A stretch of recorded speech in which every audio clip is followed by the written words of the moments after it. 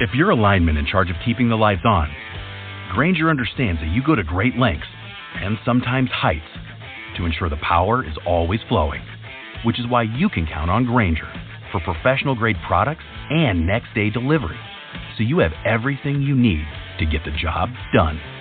Call 1-800-GRAINGER, click Grainger.com, or just stop by. Grainger, for the ones who get it done. Blog Talk Radio. The following broadcast is brought to you by the iGolf Sports Network. The Women of Golf show is sponsored by the iGolf Sports Network and Golf Tips magazine. iGolf Sports is a live stream broadcast and media production company providing quality programming designed to attract the golfing enthusiast. And Golf Tips, the game's most in-depth instruction magazine, with insightful reviews on the latest equipment, tips from top teaching professionals, helping you improve your game from tee to green.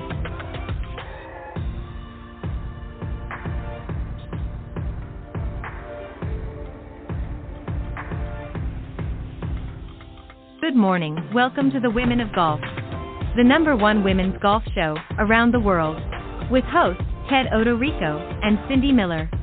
Join them as they interview some of the best players from the Epson, LPGA, and Legends Tour, and so many others, helping to elevate women's golf. So without further ado, here are your hosts, Ted and Cindy.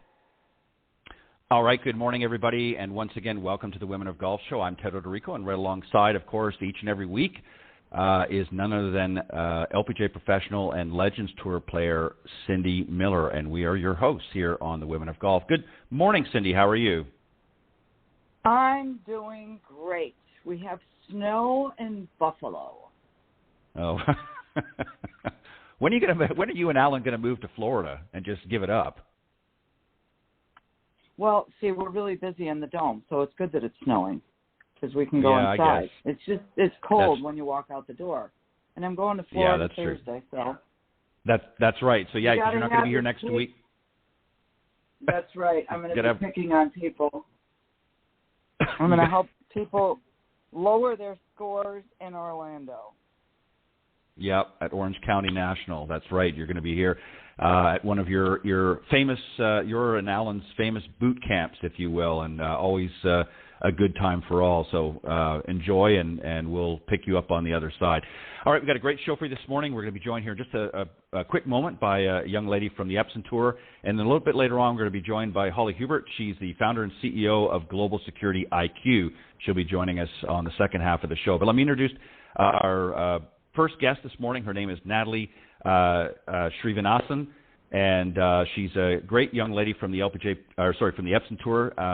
And she claims her professional golf is something she always wanted to do since she started having a competitive interest. She also received in 2020 the Annika Sorenstam Award and has been recognized as one of the nation's top female collegiate golfers during that time, adding her name to the list of past recipients, which include Allison Lee and Maria Fassi. Along with the honor came an exemption into the 2021 Evian Championship, which, of course, is one of the 5 LPGA Tour majors. So please, Cindy, let's welcome our very special guest this morning, Natalie Srinivasan. Good morning, my dear. Good morning. How are you guys? We're doing great. We're doing fantastic, and thank you for joining us this morning. Cindy, do you want to go first? Yeah, where are you right now? Do you guys have a couple weeks off? The tour is actually in Tucson, but I flew home yesterday. I actually decided to take this week off. This is my first full year out on the Epson Tour, so I'm still trying to figure out kind of how to play consecutive weeks. So it's all new to me still, and even though I played last year was my rookie year, I wasn't able to experience that full schedule. So I'm actually at home and just learning just kind of how to play and kind of get through travel and things like that. So I'm taking this week off, and then I'll be back in 3 weeks. Awesome. And that's really important that you do that, because otherwise you get burned out and then you start playing bad and then you have a bad attitude, and you know what that spirals to. Yeah, exactly. It's early in the season, so like I said, this is new for me, just like playing a full schedule. So just trying to figure that out, and it's early, and I didn't want to kind of push too hard too early, if you know what I mean. And you've started the year pretty well, yes?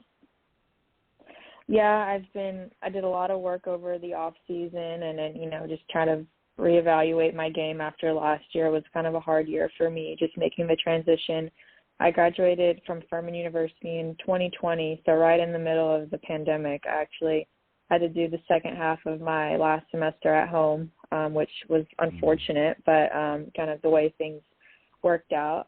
So I kind of transitioned to professional golf during that time, which wasn't really a good time to really do anything. Nobody really knew what was going on. So definitely was hard in that sense. And even when I came out for the 2021 season, it was still kind of the same transition, still trying to figure it out. And I feel like, the first year is different for everybody, but there are always challenges, whether that's on the golf course or like off, figuring out things that work for you best off the course so you can play your best on the course. That's always trying to find that balance. So that's what I learned a lot last year, and I've been fortunate enough, three good tournaments together, this first 3 events. So it's been really nice to see that work and kind of all my reflection and payoff that I did over the off season.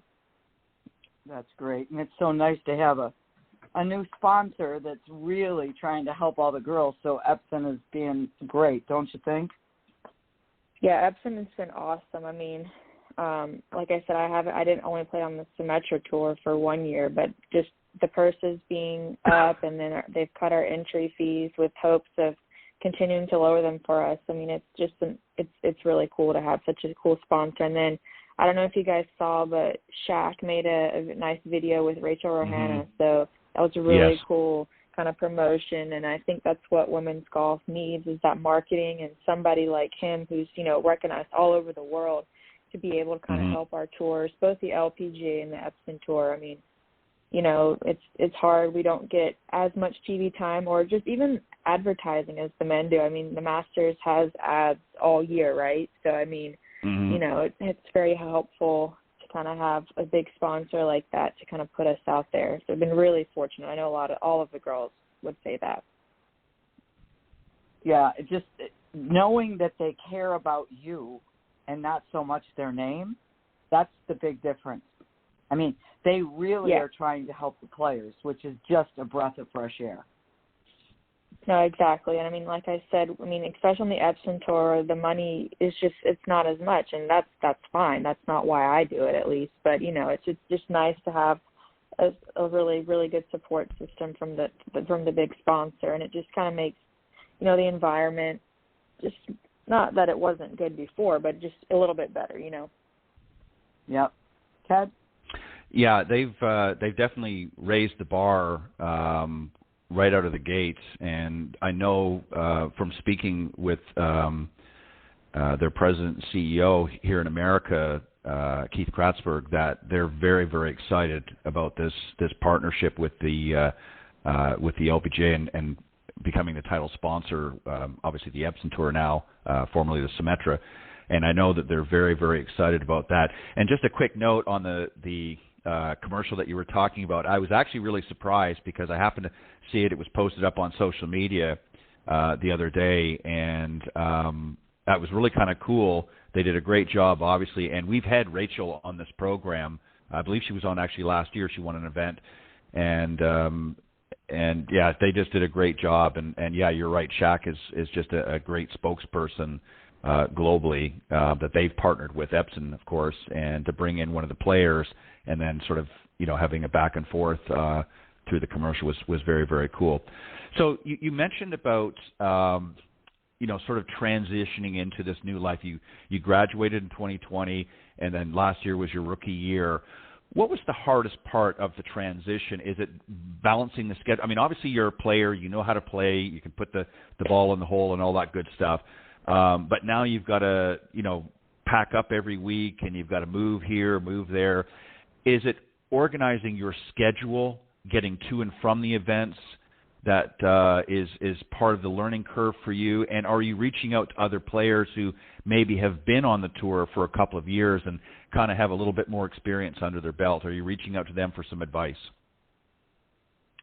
Yeah, definitely. I think for me, I need to have things organized and set up off the course for me to just be able to focus on golf while I'm playing and at the event. So that's what I learned kind of my first season. So yeah, definitely. I mean, I think I have a few friends, older friends that are out there. I mean, one of them also went to Furman, so I'm good friends with her. But just ask. I mean, they're there to help. I mean, you just gotta ask, and they'll be honest with you. But you just have to figure out what works for you. I mean, just why you gotta try things. I mean, when it comes to caddies, travel, like how much time you like to give yourself if you're driving. Like if you don't want to drive the whole day, if you got a plan for stop and things like that. I mean, you just got to try. That's the only way to figure out if it works. And sometimes you win some there and then you lose some and you're like, oh, I don't want to do that again. So just figure, you just got to try and figure it out. You can't be afraid to make changes because, I mean, if it's not working, then you don't want to keep doing the same thing. So whatever that is, if that's on the golf course or off, you just kind of have to not be scared to make a change and just try something different. I think that's what I learned, not just doing the same thing and hoping for a different result. I mean, that's kind of what they call insanity, right? Just repeating the same thing over and over again. But, I mean, like I said, I think it's just not being afraid to ask for help. I guess it's not, everybody's out there trying to figure it out and do the same thing. We're all working towards the same goal. So, I mean, there are people you're closer with. So if they've done it a few times and they've been successful, I don't think there's anything wrong with asking them, what works for you. Right, exactly. And again, everybody's going to be different. And see, that was my problem. I was down the insanity route when I was growing up. So you're way ahead of the curve. And Cindy can attest to that. So let me ask you, I want to go on to a little bit about this past week's event, of course, was the IOA Championship. And you finished very, very well. You tied for fifth spot.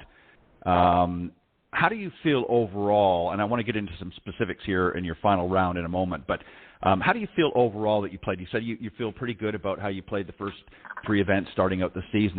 Talk about this specific, because I didn't get a chance to look at the other earlier events to see how you did, but how do you feel about the IOA? How did you feel you played overall? Were you pretty solid? Were you confident with your game? Was there areas that kind of fell short from time to time that you need to tune up a little bit? Give us an overview. Yeah, I mean, I had a T5 this week, so my finish was very well. It's the best finish I've had all year. I finished T10 at the first one in Florida and then T12 in Arizona, so those were too good as well. But I guess specifically to the IOA, I mean, obviously, I'm feeling pretty good with my swing. I've done a lot of, I haven't really changed anything. I've just kind of improved and made it more consistent, and that also has been part of it in the gym.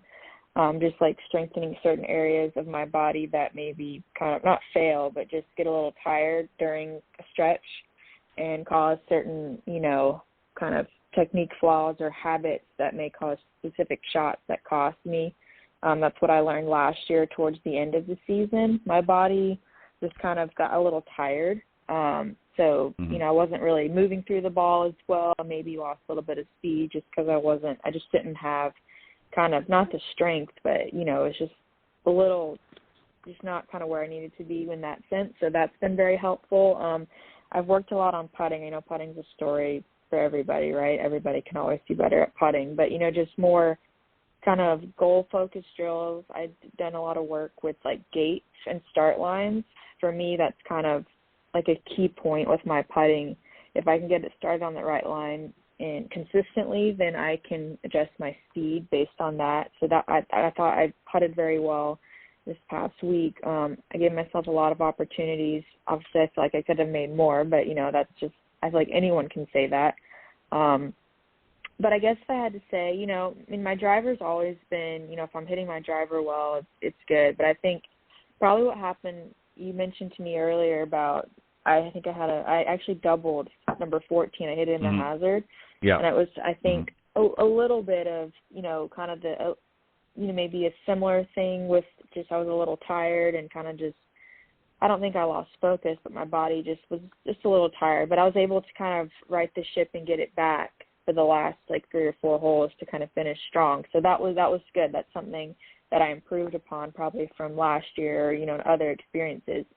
But I think I'm always continuing working on my putting. I mean, I feel like I had a lot of opportunities out there that I didn't make, while I did make a lot. But just continuing that work, and then just keep working in the gym just to get my body stronger and just being able to repeat the motion more times, you know. So if I'm playing 3 or 4 weeks in a row, when I get to the last event, the last round, you know, coming down the stretch, that I don't feel fat. And that's why I'm taking a break this week, because I felt fat, and I'm like, well, let me just kind of ease into that and just learn how my body reacts. And, you know, so I had a lot of learning this week. And like I said, I'm pleased with my game where it is now. And at the end of the day, I just want to get better and see how good I can get. That's what I love so much about golf, is there's always something I can improve on. If I shot 59, I would probably go work on something after, you know. I mean, honestly, it's just a constant grind of just trying to get better. That's what's fun for me. Well, you're in good company, because I can remember a lot of Tiger Woods' earlier tournaments. You know, especially when he was in his prime, he was always working on something. And I know a lot of times people would say, well, what are you working on? You just shot a 62 or what have you, and you got an 8-shot lead in the tournament, and they're like scratching their head. Well, what do you got to work on? Everything's, but you know what? I think when you get to become a higher player, compared to obviously amateurs out there and high handicappers, you view things differently. There's, obviously it's harder to drop the strokes the better player you become. It's easier to go from a 25 to, say to a 20 to a 15 and so on. Once you start getting up to that high level, the strokes are fewer, so you got to really search for them. And it's more of a fine tuning, I think, of your game. Would you agree? Yeah, 100%. I mean, I can probably pick out like 2 or 3 shots from this past week that maybe, I can work on or get better at. And maybe, that's the difference between, winning a tournament and not. When you look back, right. I mean, you can always, like looking back is always 20/20, right? So, I mean, you can see maybe a certain decision or something you made, maybe like, oh, man. But, that's what is so interesting, because the better you get, like you said, it's just more really, I would agree, the fine-tuning. And that's what's fun, because with all the technology we have now in golf and the resources, and it's pretty fun kind of what you're able to do and how specific you can be. I mean, that's what's fun about practice. And then when you go play, you just use your instincts and you become an athlete and you compete. But and then afterwards, you kind of regroup and then get back to the more technical and numbers and whatnot. So that's what's fun to me about it. Yeah, and just going back to your final round there, as I said, you were very, very steady through the front 9, and again coming in until you hit 14, you had one little blip in your round, followed up by a couple of pars, and then you end out with 2 birdies. I mean, that's a pretty. I mean, if you only carton 1 bogey, and you got some, 4 birdies and a lot of pars in there, that's a pretty decent round. I mean, I think just about any amateur golfer tuning into the broadcast out there is thinking to themselves, man, I wish I had that game. So you know what I'm talking about. I mean, they look at it and they say, gosh, I could, if I could even have, one of those birdies or 2 of those birdies, I'd be happy with that. So I want to go back to 2020, because you mentioned you graduated from Furman, and all of a sudden you received the Annika Awards. That had to have been a very special time for you. Give us your thoughts, if you wouldn't mind, on when you heard that you were going to be receiving that award, because Annika obviously is a world-renowned player herself, and everybody knows who she is in women's golf. How did you feel when you heard you were receiving that award?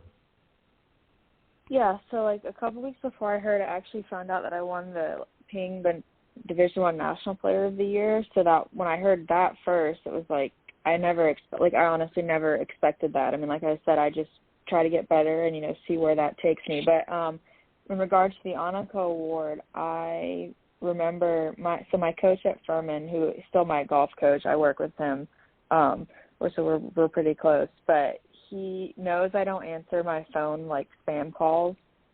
And so he told me like a day before, he was like, a number's going to be calling you at 11 o'clock. He goes, you need to answer it. And I was like, okay, like this is kind of weird. So I kind of knew then when he told me that, I was like, okay. So because I know the voting had closed and all that. And so at that time I was like suspecting, I'm like, like didn't want to assume, but I kind of had an idea. And then that day, the next day, it was Annika who called me at that time from that number. And, she was like, answered the phone like, hey, this is Annika. And I'm like, make sure you can say words, like talk.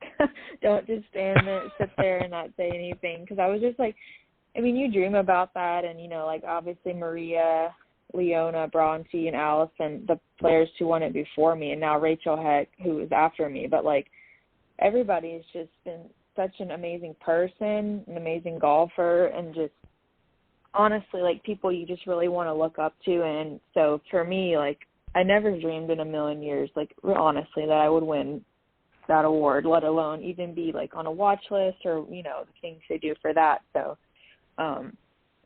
my brother was actually with me in my car when she called, so we got to share that moment together. But yeah, it's just such an awesome time for my family and for our program at Furman. We have on the men's side, Brad Paxton won the Haskins Award, and then myself winning the Annika Award. So I want to say we're only 3 programs. I think UCLA, Stanford, and us, are the only 3 programs to have won both. So that's pretty special. And, just to be kind of part of that community now, it's just really cool. And I'm so grateful to have been able to kind of have things line up for me to win that. And, just like I said, I worked really hard in college, and I know a lot of people do, but it was really nice to kind of have that kind of pay off for me. Well, and it's probably good that your coach gave you the heads up, given how you react to spam calls. You might have just thought, yeah, right, Annika, sure that's who you are, and you might have just hung up on her and, thinking it was a spam call or something like that. So it's a good thing he gave you the heads up that something would be coming your way. Cindy, go ahead. What's your favorite thing, professional golfer? Oh, that's a tough question. Well, I don't know. Like I said, I just really like getting better, and self-improvement is something that I'm really big into, whether that's on the golf course for me, off the golf course, and I just always try to be the best I can be. So, I have a really cool group of friends because I still practice at Furman. I don't live very far from campus, so I still have my group of friends there, and it's really nice just to still be in that community. And I really love, like I said, I just really love getting better. It's such a huge part of my life. And, it's just really fun to be able to travel around. And even when it gets tough, I'd rather be doing that and still trying to work at my game than, at this point in my life, it's just something that it's really still really fun for me. And I just hope it continues to be that way. That's awesome. Awesome. Not that many. Yeah. Well, you know what? I think you have that attitude, and you're willing to look in the mirror and see what do I really need to work on to help me get better. One shot around over a career is millions of dollars, And it's kind of like you're looking for the one shot, which is great. Yeah. That's how I've always approached it. That's how my dad kind of taught me when I was younger. He kind of got me started in the game, but always get better. There's always something you can be better at, and whether it's your attitude or it can be something totally not related to golf, how you handle something off the course that may cause you, to react a certain way while you're playing or whatever, anything. And, it's just, as I've gotten older, that's just something that's really stuck with me. And, it's just, that's what's, like I said earlier, that's what's fun, is I can just try to be better, and it's cool to see how good you can get.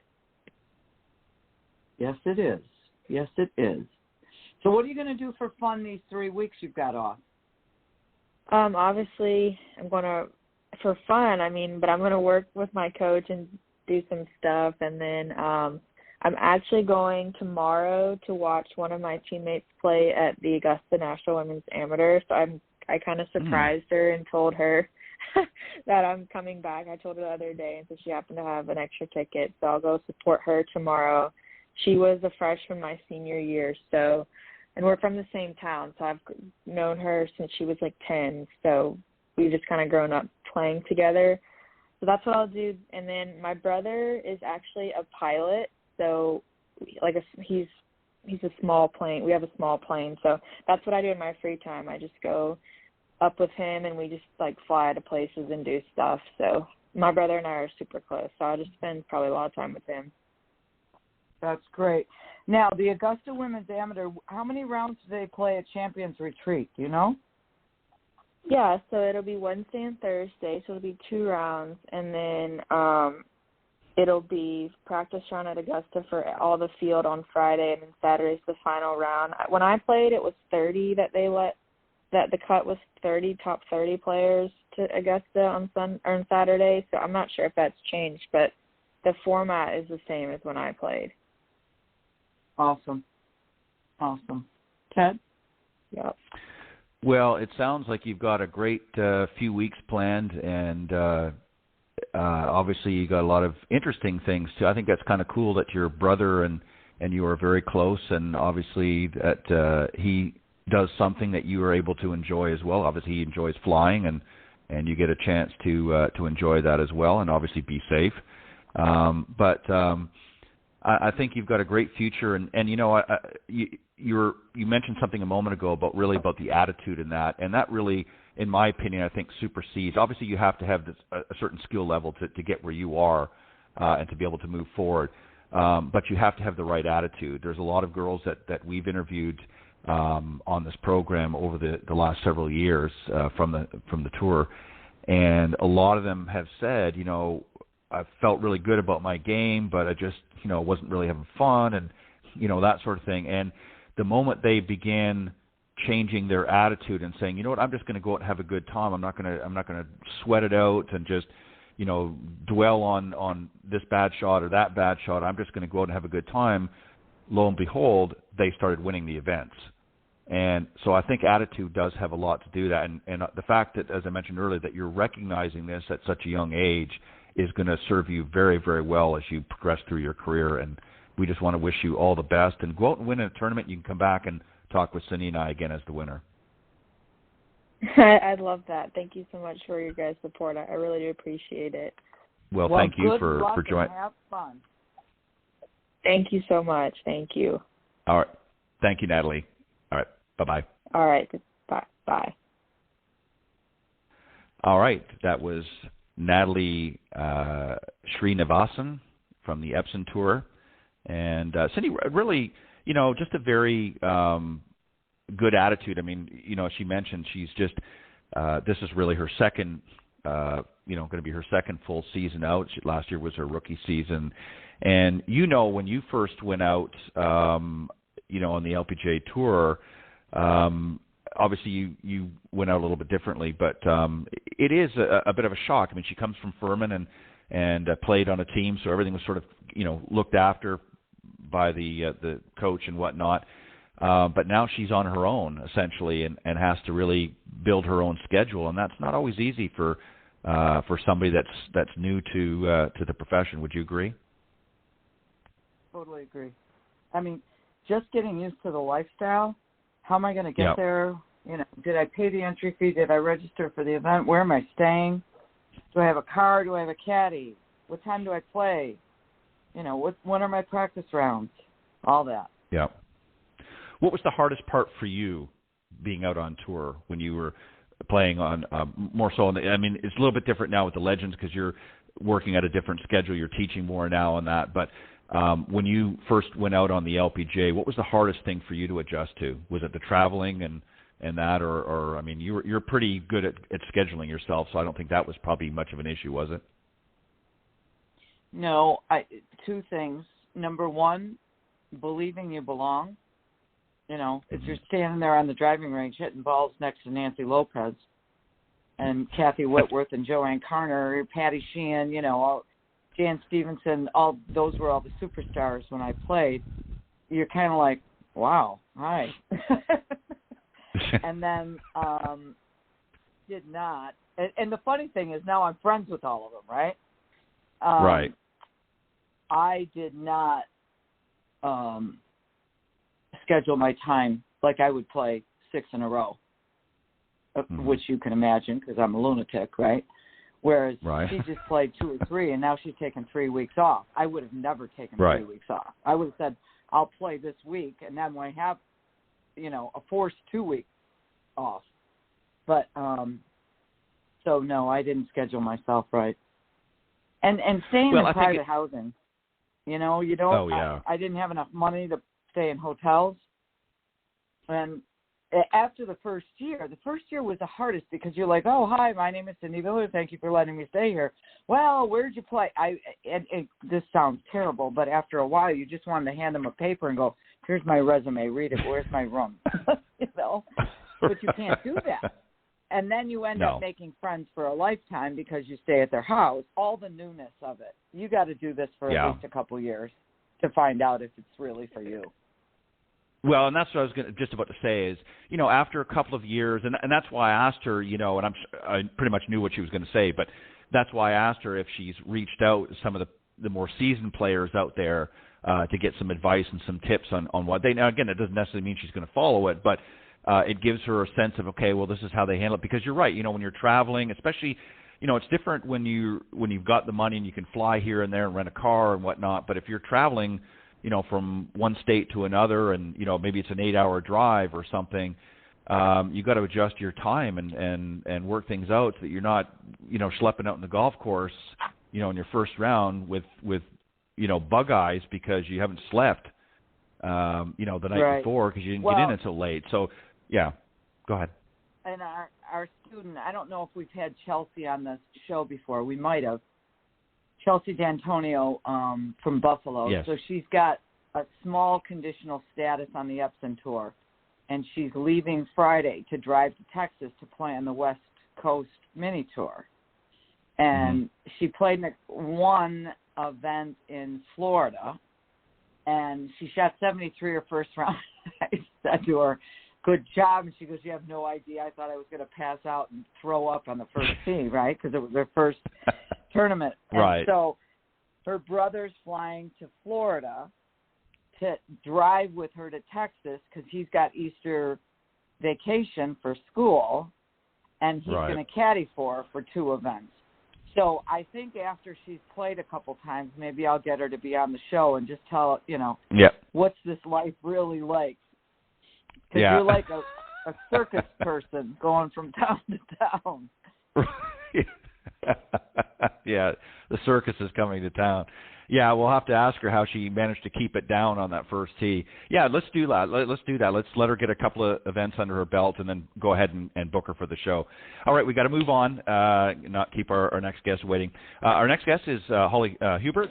She is the founder and CEO of Global Security IQ. She's a retired FBI agent with 25-plus years of experience.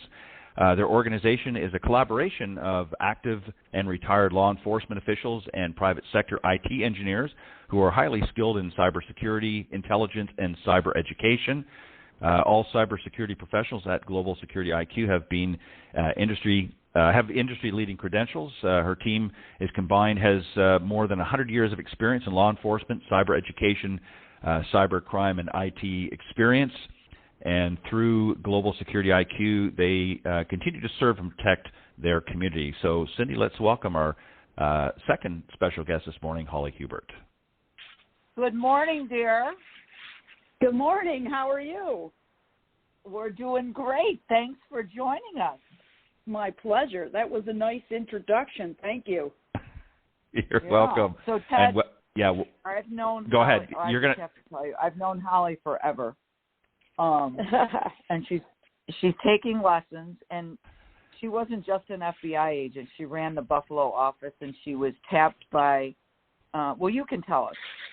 Who called you and said, come to Washington? Well, one of Director Mueller's direct reports, Director Mueller, we never had a leadership development program in the FBI. The FBI always kind of got by on its good hiring practices for 100 years. And so he's former military and wanted the FBI to have a leadership development program. So I was very blessed to be called upon to go back to headquarters and help stand that up. It was really, really something. So she helped train all FBI agents in the country how to be better leaders. Isn't that cool? That is awesome.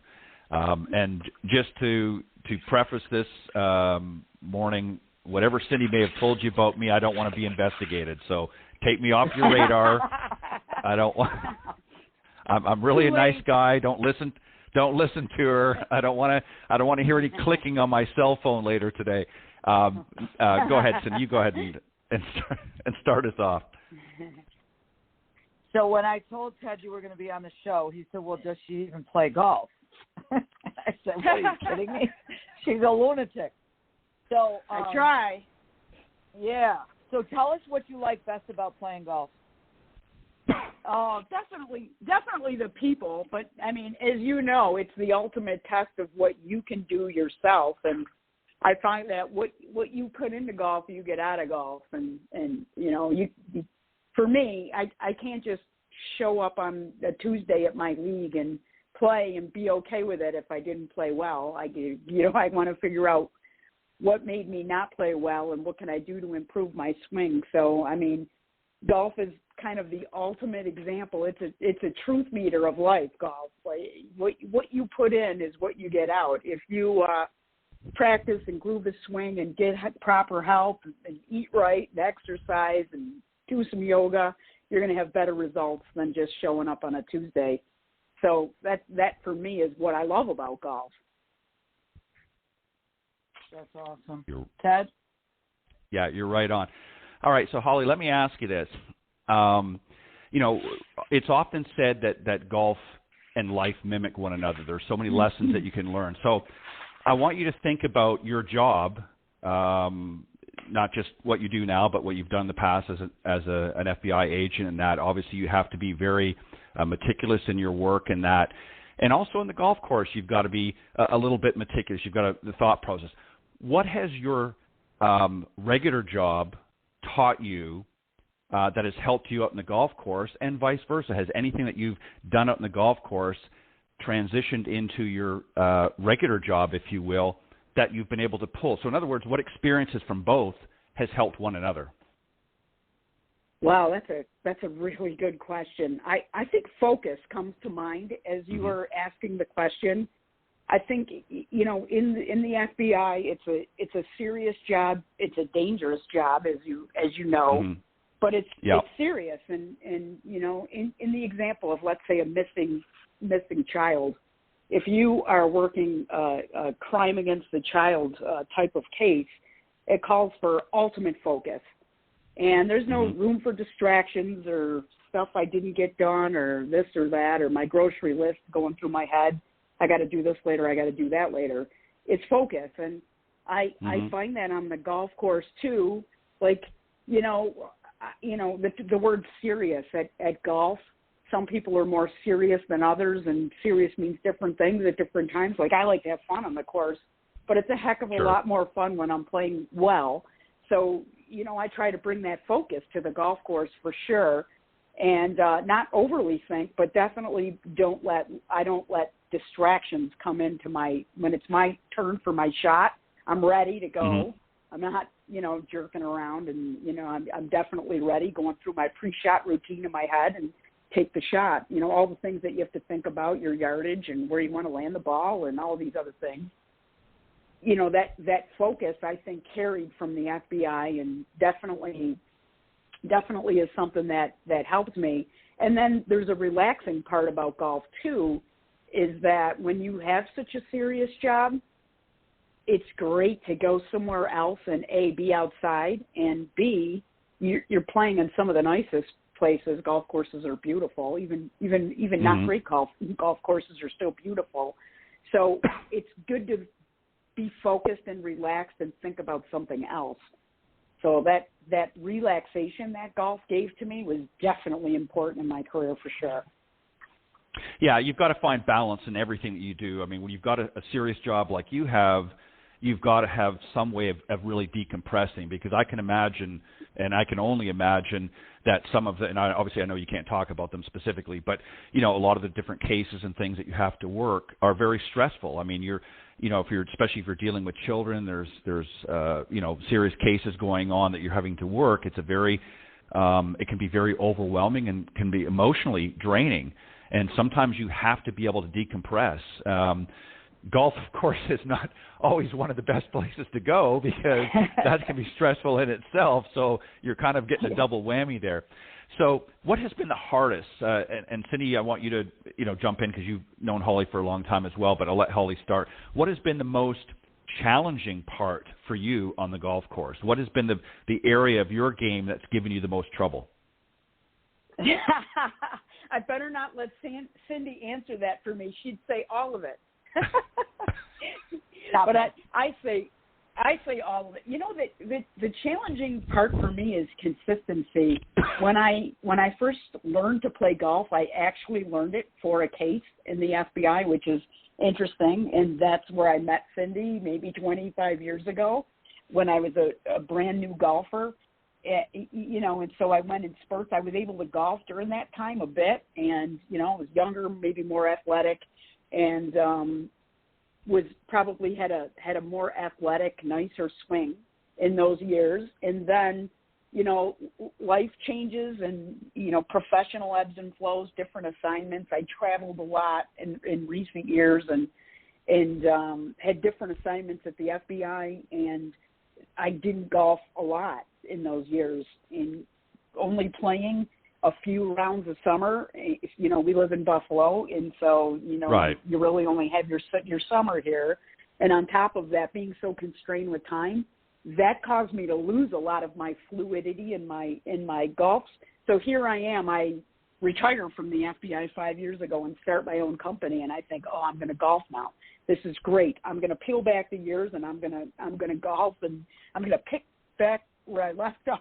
I'm going to pick up where I left off, and maybe didn't really have that success because, I'm a little older now, and so we're regrooving the swing, and we're working on probably a loss of distance that comes with age, and so really we're working on all aspects of my game, which I love being dedicated to it. I love being dedicated to getting better. That's been really fun. It's been heartbreaking at times, because I think some days I walk into the Dome and I think, like, this is the day where everything's just going to be smooth like silk, and then I have a rough day, and so those are right. Hard days. But you gotta believe in yourself and believe in your goals, and I believe in Cindy. She's been teaching me, and she's given me the benefit of her time and her expertise and all that, the greatness that she is and everything she learned. So I don't want to let her down either. No, you couldn't have said it better. Cindy, go ahead, chime in. I want to get your thoughts. Is she telling us the truth? Is that what's really going on with her game, or have you got some inside scoop that you want to give us? Yeah, what I find that it's probably the biggest issue is really understanding that sometimes your beliefs are wrong. And, yep. You believe that you should sit. You believe instead of bow over. You believe that you should keep your head down, which restricts your swing. You believe that you should keep your left arm straight, which also restricts your swing. So I think it's getting over the belief system that's wrong. And really, I give people a lot of drills because I want their subconscious mind to be tricked and make them focus on something that might seem crazy to them, but that will help them swing better, if you will. Like standing backwards. Your club face is square and your body's 45 degrees standing backwards. Why would I do that? Because I don't want you trying to help get through the ball, if you will. Holly, I don't know what you're doing, but you got to stop or put yourself on mute because It sounds like you're moving furniture. Anyway, so my point being, I think if we get over the belief system that could be inaccurate, in my opinion, somebody else might say, well, no, that's not right. You got to keep your head down. You got to keep your arms straight. So in my opinion, I believe all those are wrong. And most people come in with tight arms, which pulls the grip through, which makes the ball go to the right, or you hit it fat. And if you can understand and implement the silly little drills, you can immediately hit it clean, airborne, and straight. Would you agree, Holly? Absolutely. And I appreciate that. You do come in with your, like, I call it like your lifetime of bad habits. And you've always told me never listen to the committee. Those people that want to chime in and tell you to do this and do that. And now even worse is the Instagram drills and the constant information that's in front of you on social media. Everybody's tip of this and tip of that. And so, I trust you, Cindy. So I hope that I am absorbing and I'm trying to absorb everything you're saying and to try to divest myself of those limiting beliefs or maybe misguided information that I've been given or I learned somewhere along the way. Like, you don't have to keep your left elbow straight the whole time. But new golfers, that's the first thing somebody tells them, keep your left arm straight. And so, I'm trusting and I'm buying into everything you're saying.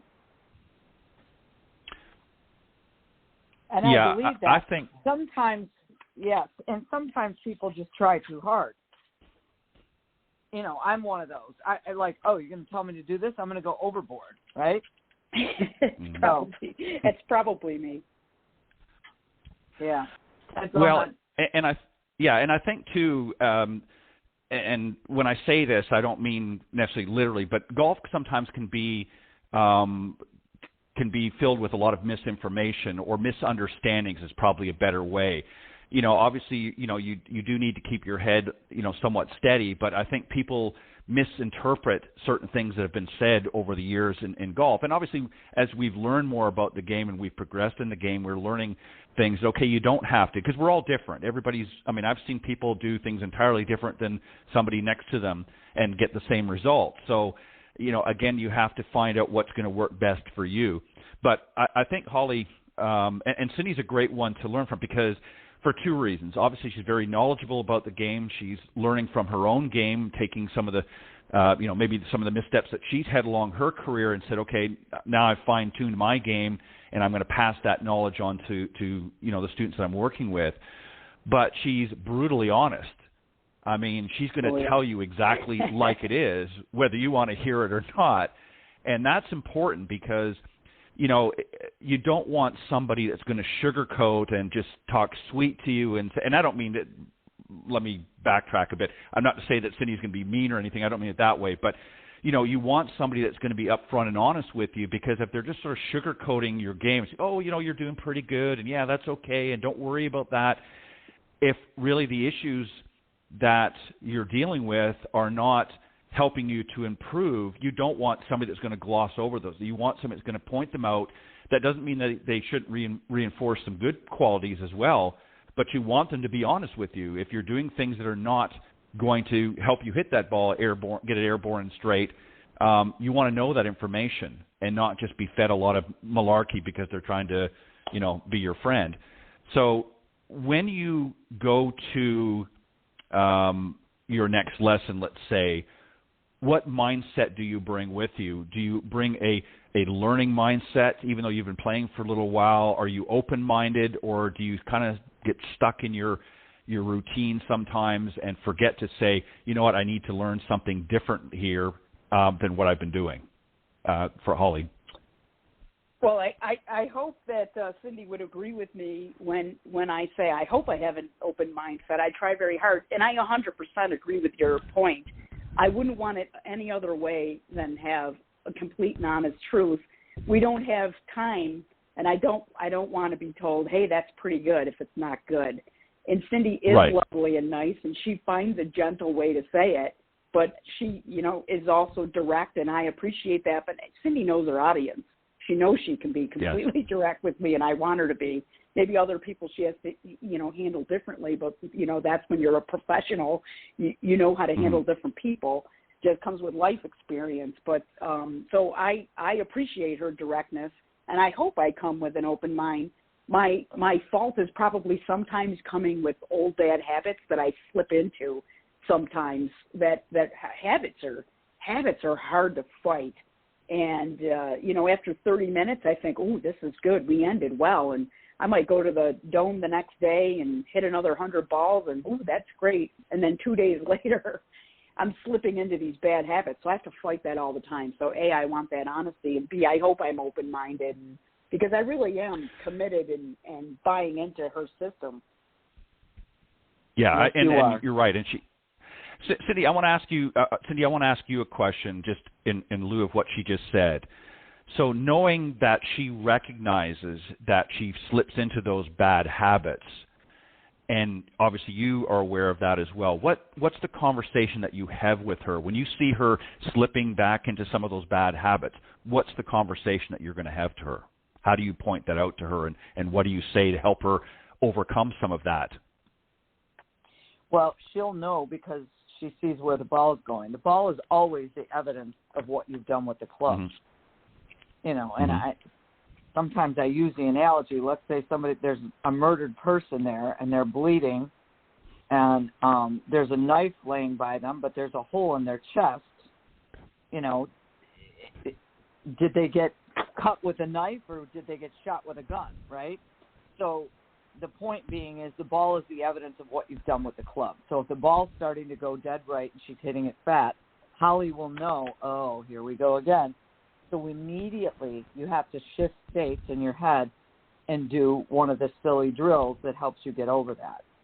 Because your subconscious mind is winning because you've done this swing, this different swing, that you've done for 20 years, has to be adapted and changed.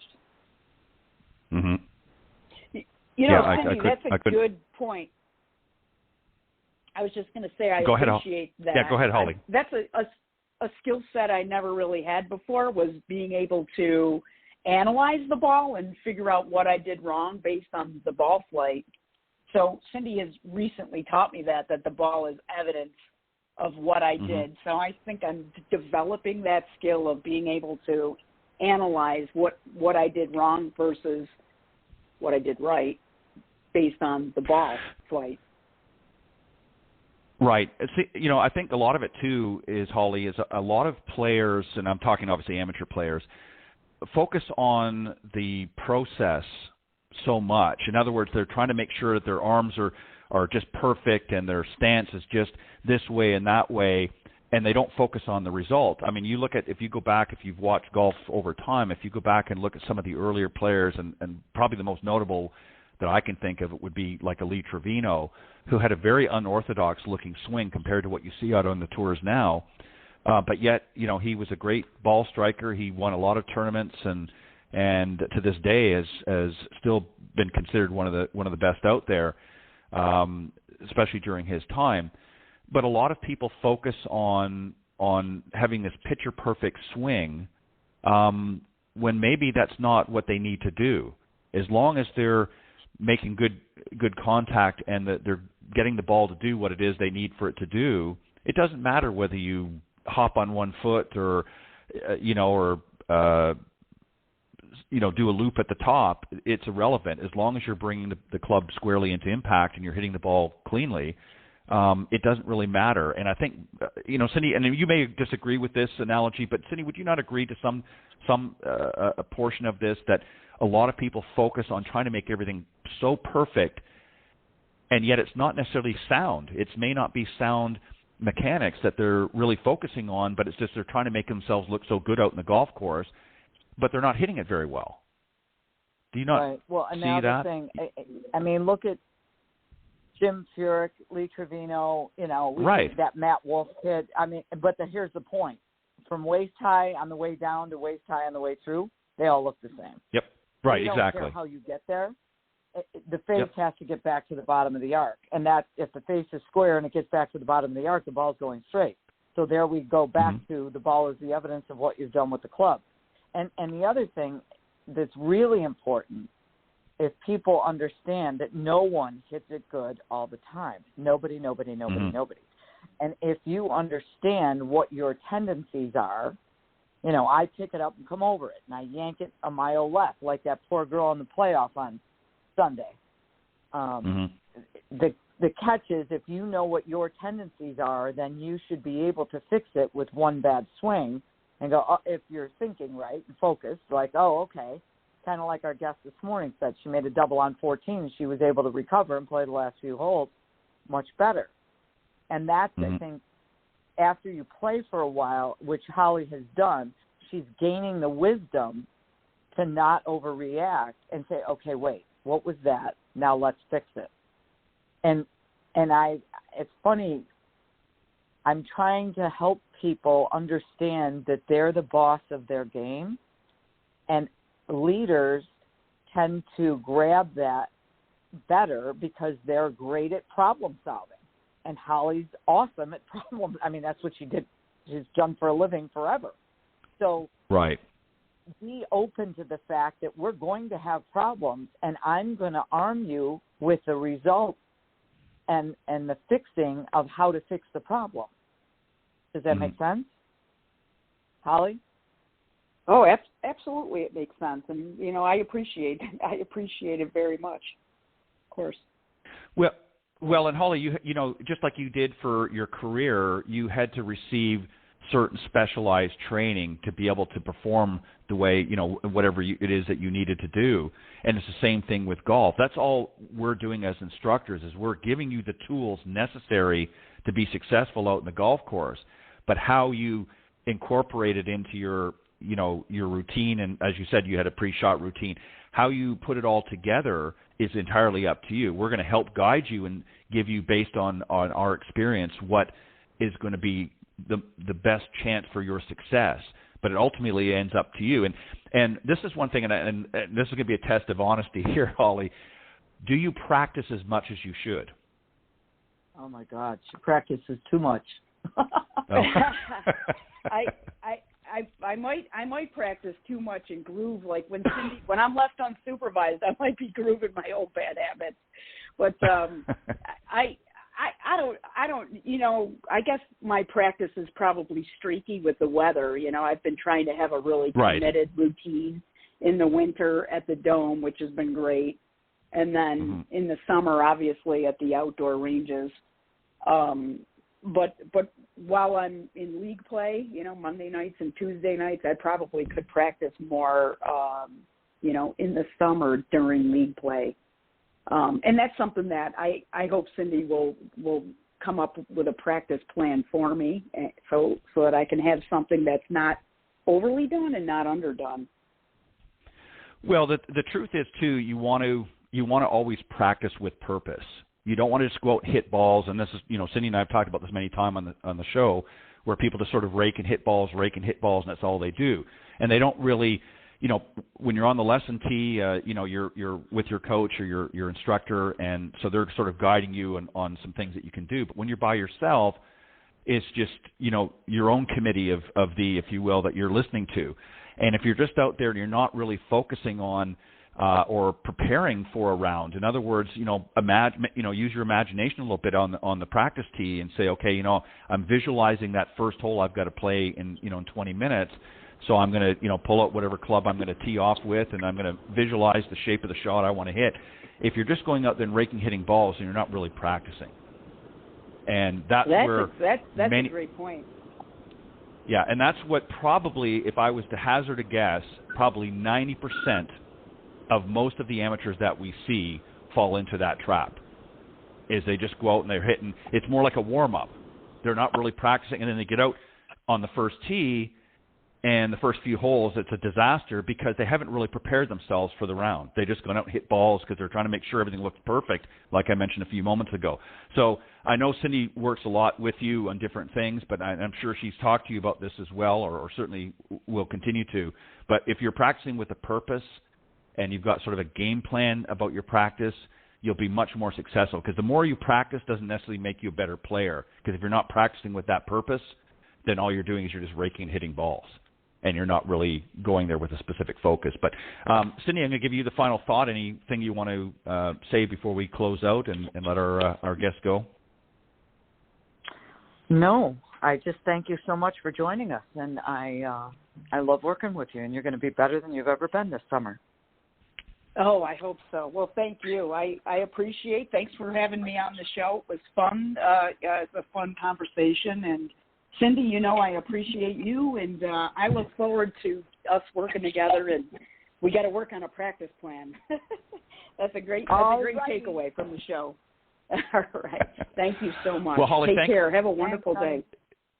Yeah, thank you very much for joining us, Holly. Have a great day. All right, Holly Hubert. Cindy, it's a very. I know we only got a second here, and then we've got to wrap up because I know you've got to go as well as I.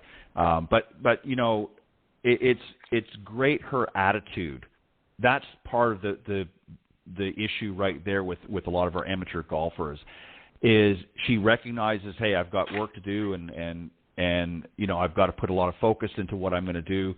But she also recognizes that, hey, I might be a professional over here in what I do day to day, but here I'm not, and I need to find the resources that are going to help make me successful. And she's done that by seeking out you, many years ago, of course, but and you've helped guide her along the way. So keep up the great work.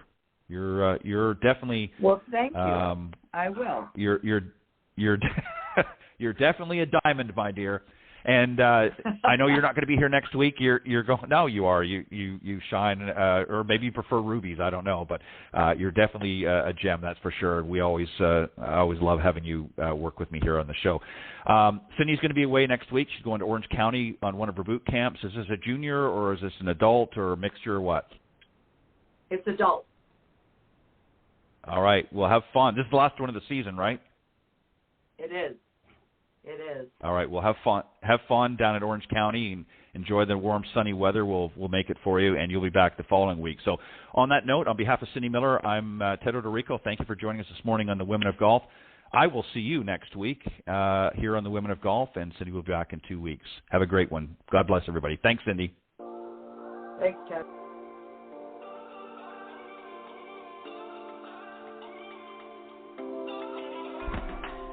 Thank you for joining us. We hope you enjoyed listening to this week's Women of Golf show. Ted and Cindy wish to thank this week's special guests. Remember to join them every Tuesday from 9 to 10 a.m. Eastern here on the iGolf Sports Network or on any of these social media platforms: iTunes, Stitcher, TuneIn, CastBox, TalkStream Live, and of course Spotify. To get updates on the show, you can follow the Women of Golf Facebook page at www.facebook.com/womenofgolf.